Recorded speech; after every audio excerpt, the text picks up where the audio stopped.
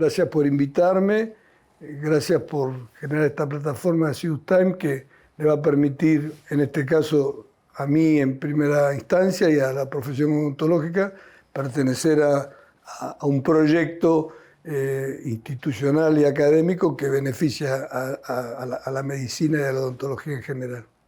Bueno, acá habría que separar la pandemia y nuestro país. En realidad, el país está pasando por un momento dificilísimo que no deja, por supuesto, involucrar a la salud, y la pandemia fue un golpe artero a la psiquis y al soma de las personas. En odontología lo que hemos notado que generó una etapa, un periodo de no atención, un periodo de desatención de los pacientes, de su cuidado, el diario y el periódico que tiene que hacer con el odontólogo para su mantenimiento, y esto trajo como consecuencia un aumento de algunas patologías, enfermedades gingivales y caries, y desprendimientos de provisorios y roturas. Aumentó mucho la neurosis y por lo tanto el apretamiento de los dientes, el bruxismo, y todos fenómenos que conllevaron a que después de la pandemia aumentara la necesidad de tratamiento, que agregado a la crisis socioeconómica se genera una controversia, o sea, necesito más atención y tengo menos recursos, y ahí fue donde creció mucho y debería haber crecido más la atención pública, ¿no? El recurso social dirigido desde el Estado. En el caso de odontología, la Facultad de Odontología, que la teníamos muy preparada, que desde hacía muchos años, cuando yo fui su decano, empezamos una remodelación importantísima que involucró millones de dólares y que hoy está a la altura de cualquier facultad de primer nivel en el mundo en tecnología. Hoy la veamos con colas de 100, 200 personas esperando para ser atendidas. Me tengo que salir de lo odontológico y entrar más en lo filosófico. Yo creo que la pandemia fue un golpe a las emociones y a la realidad que acercó a la gente a la finitud y que generó en los que podían un deseo de aprovechar lo que tenían y de replantearse sus necesidades, en las que está involucrada la odontología. Y por otro lado, en los desposeídos, que los tenemos y muchos, les generó más angustia y deberíamos llegar allí con más recursos. Yo creo que podemos usar una frase o un dicho muy común, que para que las cosas sucedan bien hay que estar en la estación cuando pasa el tren, ¿correcto? Y la Facultad de Odontología estaba en la estación cuando pasó el tren de la necesidad post-pandemia, porque estaba preparada, porque tenía un equipo de mucha capacitación científica y una tecnología, como dije hace un rato, impensada para el que no la conoce, única. Creo que es la mejor facultad no privada del mundo en equipamiento. Ahí se han gastado millones de dólares. Y bueno, entonces la Facultad de Odontología pudo recibir el cimbronazo. Le cuesta porque se multiplican los requeridos, pero y no hemos aumentado el espacio físico, es el mismo, el continente sigue siendo el mismo para contener más gente. Y también sabemos que el Estado no presenta sueldos importantísimos, que los odontólogos y los docentes universitarios son en alguna medida lo que sostienen a la universidad con sueldos muy bajos. Entonces, esa sobrecarga ha traído una crisis laboral, pero que está respondiendo muy bien. Y los demás estamentos, los que no estaban preparados, si estaban complicados antes, están más complicados ahora. Y lo que pasa es que las patologías odontológicas son pandémicas, ya que estamos hablando de pandemia. La caries y la enfermedad periodontal, que son las dos grandes enfermedades que podemos describirle a la gente que no está en la materia, no la carece nadie. Todos requerimos de tratamientos odontológicos por reconstrucción de dientes cariados, por ruptura o pérdida de dientes cariados, y por enfermedad de las encías, por mala higiene y también por un ADN desfavorable, ¿correcto? Entonces, si nosotros, ante este fenómeno de que todos, ese es el juego de la pirinola, todos necesitan, todos sacan, entonces no alcanza. Si hubo alguna vez algún estudio que hicimos que se requerirían 2 o 3 productos brutos argentinos para si hubiera que hacer un tratamiento integral, coherente y perfecto a todos los 45 o 46 millones de habitantes que hoy están en nuestro país. Es difícil dar atención a una patología tan severa. Pensá que un trasplante hepático, que es complicadísimo y costosísimo, lo requieren un porcentaje tan ínfimo, y extracciones, tratamiento de conducto, implantes, restauraciones coronarias la requieren el 99.9% de la gente. Amplia la pregunta, ¿eh? Yo creo que las organizaciones de la salud internacional y locales y los farmacólogos que nos asisten no tienen ningún desacierto en lo que nos dicen respecto de la antibioticoterapia. Creo que la odontología requiere mucho más que antes. Creo que el poder de receta del odontólogo está muy ampliado porque la reconstrucción de los maxilares exiguos, post-extracciones, postraumatismos es imperiosa y necesaria. Y por otro lado, los tratamientos que hacemos son muy complejos y de compromiso sistémico si nos equivocamos o si se nos infecta. Ahora, por otro lado, la controversia.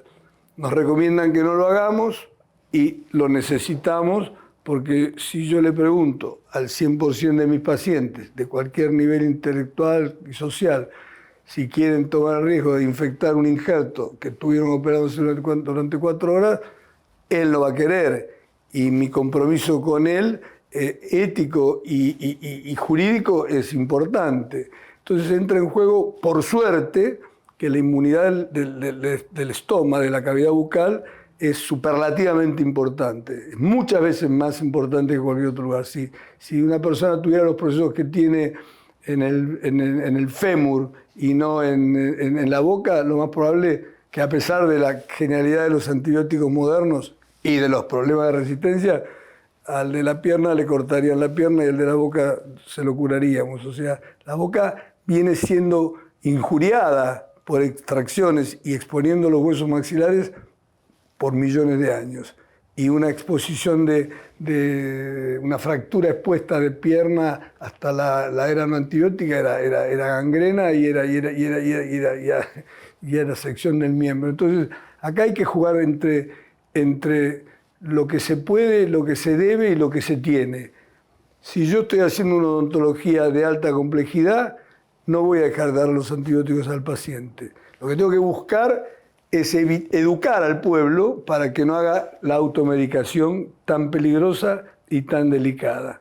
Porque esa automedicación para cosas que no sirven o para cosas que sirven pero exageradamente, cuadros virales que no sirven para nada, cuadros infecciosos que remitirían sin antibióticos, eso es lo que hay que tratar de educar a la población, como si fuera un programa de educación. Y permitirle al curador, permitirle al profesional, darle una gama nueva, como están surgiendo permanentemente. Por ejemplo, hoy en odontología la amoxicilina se usa muchísimo, la combinación con el ácido clavulánico es para evitar unas enzimas que lo inhiben. Y creo que tenemos que usar bastante porque estamos mucho en el maxilar superior y porque se usa mucho en otorrinolaringología, la clindamicina, que es un antibiótico menos resistido y de unas características farmacológicas y químicas que le permiten no generar esta resistencia que estamos empezando a ver en muchos otros por su antigüedad de uso. Bueno, sobre los libros voy a hacer 2 cosas. Te voy a responder y voy a promover un poco mis libros.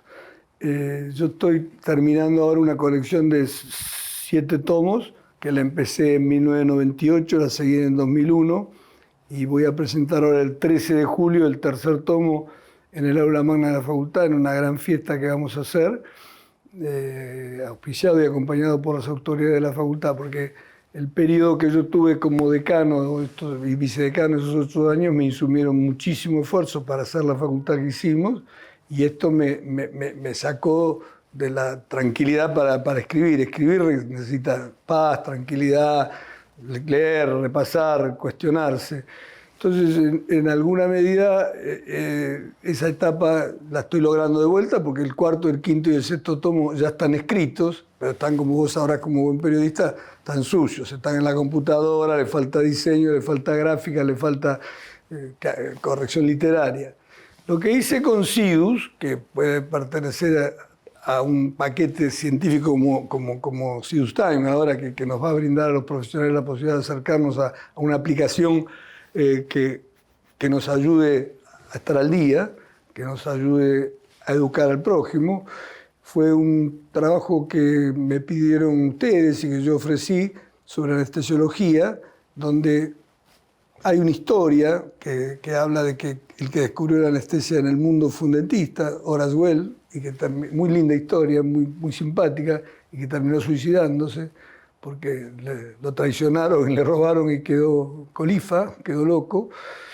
Y la verdad que Sidus tiene 2 productos muy nobles, para mi gusto uno mejor que el otro, tiene la lidocaína y la carticaína, y tiene una joya que es el envase de vidrio, que para mi gusto es insuperable por su suavidad de aplicación, por permitir una mejor técnica, por su, para mí, menor permeabilidad a patógenos externos, a la mayor durabilidad en su estado físico-químico y de esterilización.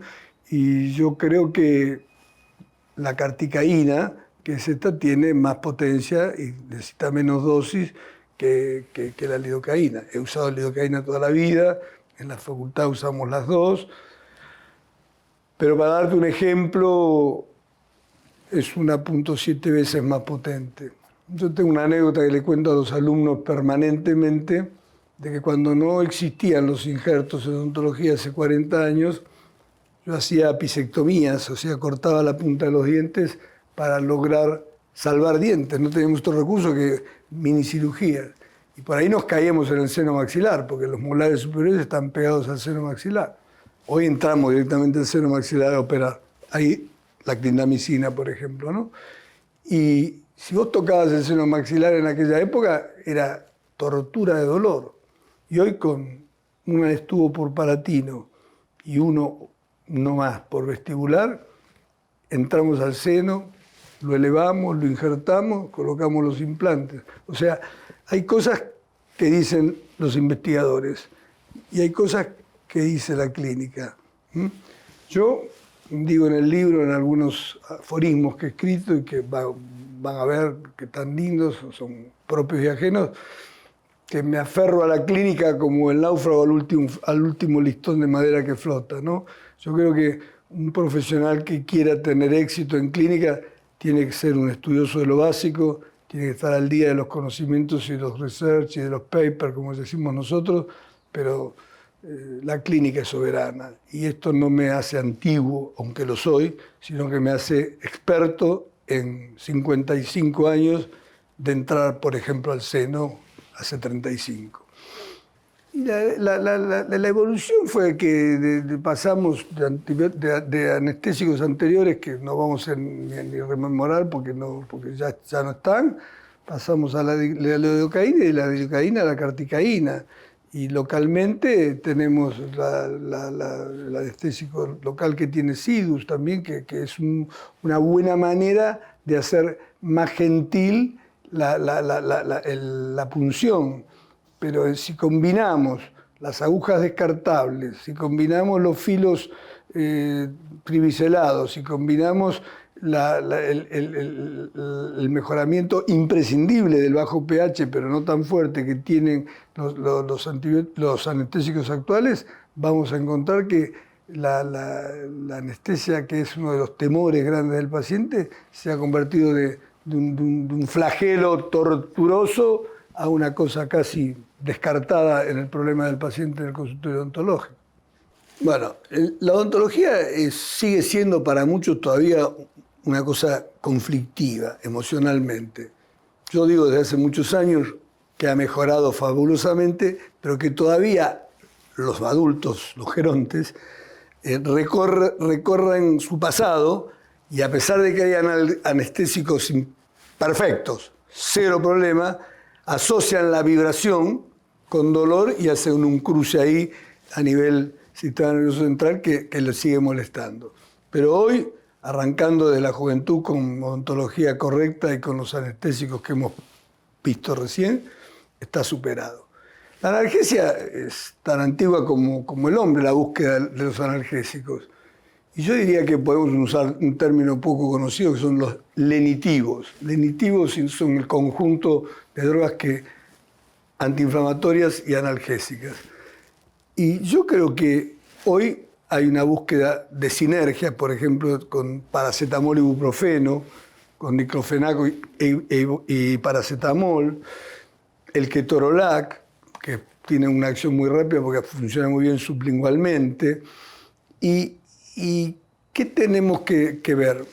En realidad estos son AINES, antiinflamatorios no esteroides. También tenemos que pensar que el odontólogo tiene que estar en condiciones de manejar los esteroides, porque si nosotros hacemos una cirugía de 4 horas, donde reconstruimos un reborde maxilar con bloques, no te digo autólogos, que ya es anestesia general, que ya es mucho más, hay un conjunto de necesidades mayores, pero con bloques congelados o con biomateriales y con membranas, esto tiene una durabilidad y tiene una complejidad de microdaños que requieren imprescindiblemente de una droga más fuerte, como puede ser Decadron, como puede ser lo que empieza a jugar acá, como siempre, un delicado equilibrio entre lo que cura y lo que daña, porque todos los fármacos tienen un índice quimioterápico, que es una relación entre lo que necesito para curar y lo que me complica en alguna cosa. Entonces, ¿qué pasa? Si yo trabajo mucho con una droga de depósito, como podría ser, voy a quitarle un poco de inmunidad al paciente, porque son inmunosupresores, pero unas 5, 6, 7 días no van a hacer a una depresión inmunitaria. O sea que yo creo que podemos usar un muy buen corticoide preoperatorio ahí durante, así como cuando hacemos anestesia general, en el bolo farmacológico el anestesista ya te está preguntando qué le paso y le estoy pasando un corticoide. Nosotros podemos hacer un corticoide prequirúrgico, como hacemos un antibiótico prequirúrgico 1 hora antes de operar. En una época la Asociación Americana de Cardiología recomendaba 2 horas antes, 1 gramo, etcétera, etcétera. Hoy esto ha bajado un poco, pero a mí me sigue gustando dar un rato antes de las cirugías importantes un antibiótico. Me da como una sensación de alivio, y es una realidad científica pensar que por sangre me vienen amigos que lo van a ayudar a mi bisturí, y las infecciones en boca, si bien dijimos que había una inmunidad muy grande, suelen ser muy importantes y suelen estar muy cerca de órganos muy sensibles. Entonces, y infinidad de casos de bacteriemias que incluso pueden concluir en septicemias. Entonces, esa idea de que no, porque hay resistencia, y esa idea de que siempre sí, como siempre, como en política, los extremos son malos. Si a mí me pedirías cómo gobernar, yo diría centro con un poquito hacia la izquierda para cuidar a los desposeídos. Y acá te diría que no se lo den todos, populismo, que no se lo den unos pocos, que sería lo que exigen, lo que quieren exigir las normas, y darlo siempre que la cosa es compleja para proteger al paciente y dar calidad y cantidad adecuada. Bueno, en coherencia con lo que venimos hablando, yo creo que la odontología ha aumentado mucho su capacidad de prescripción, porque lo que dejó de hacer obturaciones en los dientes para hacer reconstrucciones importantísimas, tratamientos quirúrgicos protéticos muy grandes, el odontólogo se ha convertido en debería, o se está convirtiendo, ojalá que lo logre, en un integralista que maneje mucho más todo el complejo, incluido la farmacología, y pienso que si, por decir un número, que no lo manejo perfecto, creo que los laboratorios lo tienen más claro que yo se lo dije varias veces a varias empresas, hace muchos años, el crecimiento de la prescripción ha sido muy importante. Yo creo que estaremos de 10-1 con la medicina y hoy podemos estar 10-4, 10-5, 10-6. No me interesa si es medio punto más, medio punto menos. Lo que está claro es que hoy el odontólogo que quiere hacer las cosas bien tiene mucha capacidad, mucha necesidad de receta. Y yo creo que esta puede ser una pregunta que cierre la entrevista esta tan interesante y que le ayude a tirios y troyanos, a los que saben de medicina y de odontología y a los que no, porque para eso está dirigido. Y yo creo que la odontología, gracias a esta evolución importante que tuvo que ser político, estructural, edilicia, para que creyera más en lo científico, dejó de ser la hermanita menor de la medicina. Y esto no está dicho con soberbia y está claramente aceptado por los médicos. Puede debatir de igual a igual su saber, puede aprender y debe aprender de la medicina muchísimo para integrarse, pero también puede enseñarle a la medicina muchos factores técnicos y académicos y terapéuticos que la han llevado a tener paridad